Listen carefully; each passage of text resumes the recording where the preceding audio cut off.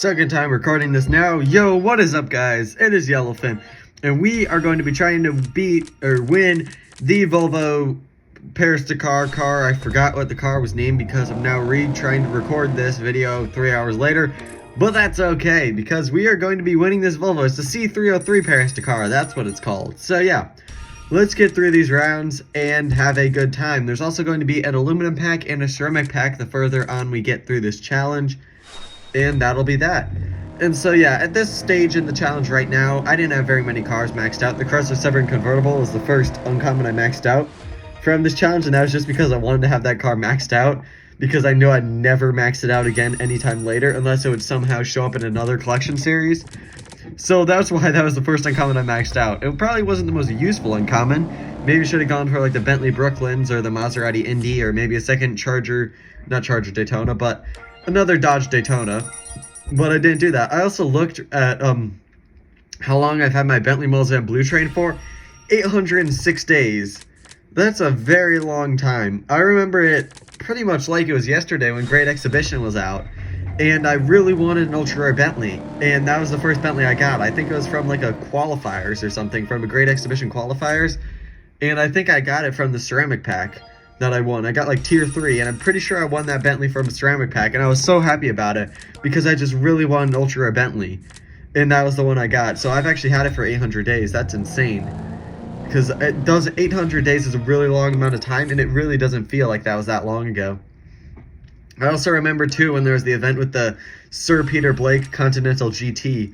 That prize car was given out a very long time ago as well, and I remember in that event happening, I was at an airport, or I wasn't going to the airport though, I wasn't flying anywhere, I was just staying at the hotel in the airport, and there was that event going on. I remember it was on the bottom floor, it's like the airport area, but then there's the second floor, which is like the hotel area, but there's a big open like balcony where then you can look around at all the people milling about in the airport area and like going through the security check-in and stuff. All the TSA type stuff. But then there was me up top on the porch area sort of thing, chilling on a bench, playing that challenge. And I remember I had that Range Rover RQ46, I think it is, with the 6.9, 0 to 60, 75 handling maxed out. I'm pretty sure I had a 2-star though, because there were some off-road in that event. So I remember actually doing particularly well just because I had that super rare Range Rover. But that was when the account was very new, because the account was only like 100 days old, because that's when I had the Bentley Mulsanne, and I just got my day 901 reward a couple days ago. So that was a very long time ago, but I do remember that moment as well. And that was also when Great Exhibition had recently come out. That was probably one of my favorite updates that came out. Great Exhibition I had a lot of fun with. Italian Renaissance, I just remember I was very excited about when it came out because I was at basketball practice then. I don't play basketball anymore, but I was at a basketball practice, and it was like when we had a break, and I just hopped on my phone for a second, and I saw that Italian Renaissance had come out, so I was like checking through all the cars then, like really quickly, and I was just shocked by like all the Lamborghinis, the Maseratis, the Lancias, and I just thought it was like the coolest update ever. But that was also like one of my first Top Drives updates. I'm pretty sure I started playing during the Mazda update, where it added a Mazda and something else, I think, or maybe it was just Mazda. I think it might have just been Mazda, but that's when I started playing, so it was before any of the big updates. But then I also like really started playing, well, I guess I really started playing like a bunch, but then I really started playing was like when American Frontier or even European Revolution started playing. That's when I started opening up like carbon fibers and dropping a tiny bit of money on the game. But that's when my account started to really pick up the pace, was in whatever the European, I said it just a second ago, but now I can't remember what it was. The European update with the Koenigseggs. European Revolution, that's what it was called. And then there was American Frontier, and then there's JPT. I probably did the best in JPT, but I also did really well in American Frontier too. I maxed out a lot of cars, especially a lot of epics from American Frontier, but JPT I definitely dominated the most in events. I destroyed everyone in JPT events. That's how I won the Apollo Intensa Mozione and the Dodge Viper SRT10 ACR X. I think that's what it is. But yeah, enough about my update hype. I'm hoping that whenever this next update does come out, seems like we are getting closer and closer by the days, but also summer is ending sooner and sooner, so I'm really hoping the update will come out before summer so I can make a lot of more fun edited videos with it, because right when school starts, then the content gets a bit more difficult to make again. So hopefully Hutch can clutch up and get the update out before summer starts, but we will just have to see. Alright, we are on to round 12 now though. But yeah, hopefully that new update comes in. I think they said it's going to be like 300 or something cars. We also do have a corrections update coming relatively soon. But not too excited about that because I'm going to lose one of my greatest clubs cars. My Mitsubishi Lancer Evo 10 is most likely going to Legendary. And what they did with the system is instead of just you get to have your car continue to be maxed, they're just going to give you tokens so you can max out another car, and then your your Legendary will then be stock. So my Mitsubishi Lancer Evo 10, instead of being maxed out 2 through 3, it'll become a stock Legendary, and then I'll have a token to max out whatever epic I want for free.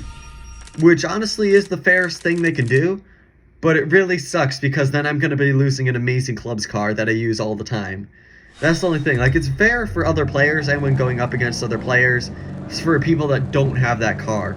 But when you are the owner of that car and you have it maxed and you use it all the time, which is me with my Evo 10, I use it the same amount as like my Mazda Furai, it really sucks then to see it become a Legendary and then it's stock. Because then I really won't be using it very much anymore, because then when that happens, it's not going to be that great of a car anymore. The other epics will be able to beat it easily unless I max it out. It'll be a lower tier Legendary then, because it maxes out at 3398. But then I also have another Lancer Evo that's 3.897 maxed out, which is the RQ77 one. Now that one is going to be staying epic most likely. However, the other Mitsubishi Lancer Evo 10 will probably go to like 83 RQ, and I think it'll be like, I don't know what the Evo 10 stats are stock, but it'll probably be like, I don't know, 3.591, maybe? Yeah, like something like that. 3.591 at 1 star, we'll just say. And that's really not that good then when you have 3.897, and the Evo 10 doesn't have any MRA. So the Evo 10 is just going to be rendered useless in my garage. So then it'll be another Legendary, I guess. So it's like, I got another Legendary, but it's kind of too bad then if that does happen. But it is the fairest thing they can do. It is the best thing they can do. And it will be the fairest option. But that maybe they will keep it epic, but I don't know. We'll just have to wait and see. It depends on what they do as the game plan, what they have their game plan be. I don't even remember if I open up the aluminum pack or not, because I've just been talking about all the new updates. But I've kind of wanted to talk about all the new updates because there's stuff happening. There's stuff happening. We don't know if anything's actually going to happen from the stuff happening, because we've had a lot of stuff happen like before and nothing's happened, and it's nearing 300 days since JPT dropped. So it's been quite a while. Oh, we're on the ceramic pack. Okay, well, let's see what we can get from this pack. Do need a German Ultra Rare or above, so maybe the RNG gods can be in our favor. Let's see, TVR timer, and nope, Dodge Daytona IROC RT. Alright, that's nothing too special. Final 5 rounds. Now, they definitely got a lot more difficult in these final 5 rounds. Had to do some upgrades, also had to get a second Maserati Indy, but that's okay because I've got like 5 of them now. So we don't have to worry too much about that.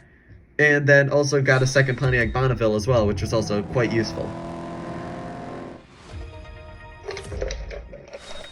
Oh, my drink just fell on my face, but that's okay, because we are going to keep recording.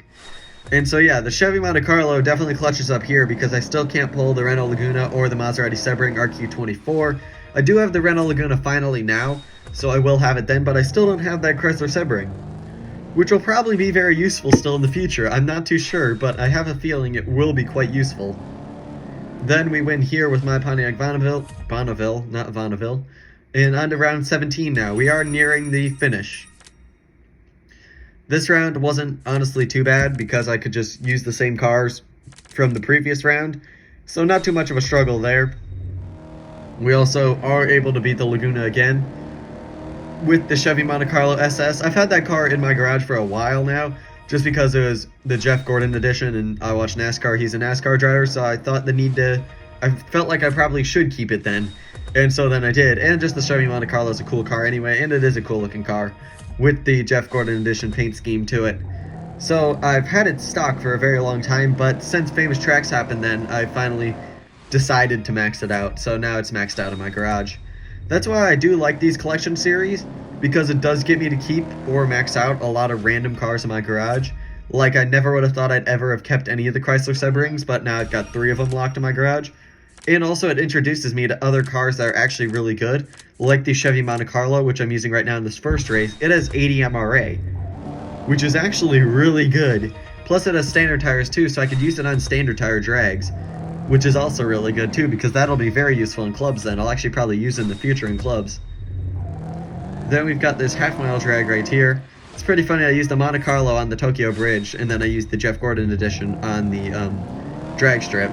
But I guess the Bonneville that I was racing against did have standard tires, so it probably was the smarter decision just to do that, to play it safe.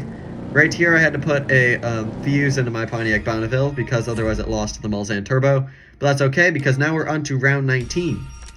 And for this round, we needed a bit of a dragsters, and I also have my Chevy Monte Carlo SS, which is maxed out. I just don't have the final upgrades put into it, but it does have all the fuses done into it, so that's pretty good. Also have the Dodge Daytona maxed out as well.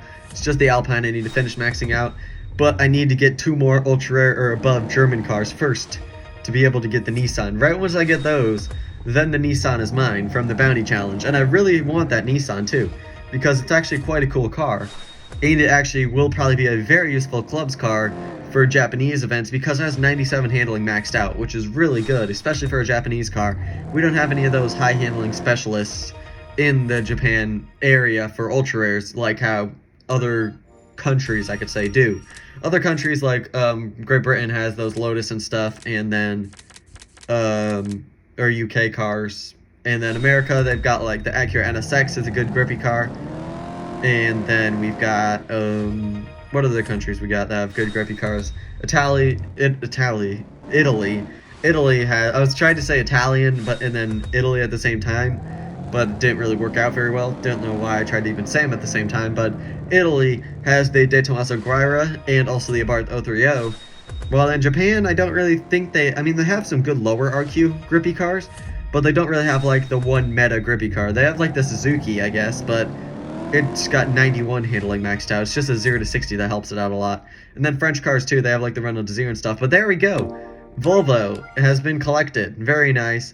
Let's go and see, where is it? There it is. Add and lock it to the garage. And yeah, let's check out the prize cars now, how it's looking with our new prize car. It's not really an exciting prize car, but it sure is a cool looking one. So I'll definitely take it. There it is. The Volvo C303 Paris Dakar. It's already maxed out now. Doesn't look like it right there, but I have already maxed it out because I'm talking from the future. Let's check out the Volvo collection as well. We've got another lower area car down. I've surprisingly kept a lot of Volvos, so it's nice then to have that one there too. And yeah, that's it for this video. Thank you guys so much for watching. If you like this type of content, make sure to like, subscribe, hit the bell, join the Discord server, link in the description, do all that cool stuff. I'm your Elephant. Thanks for watching, and goodbye.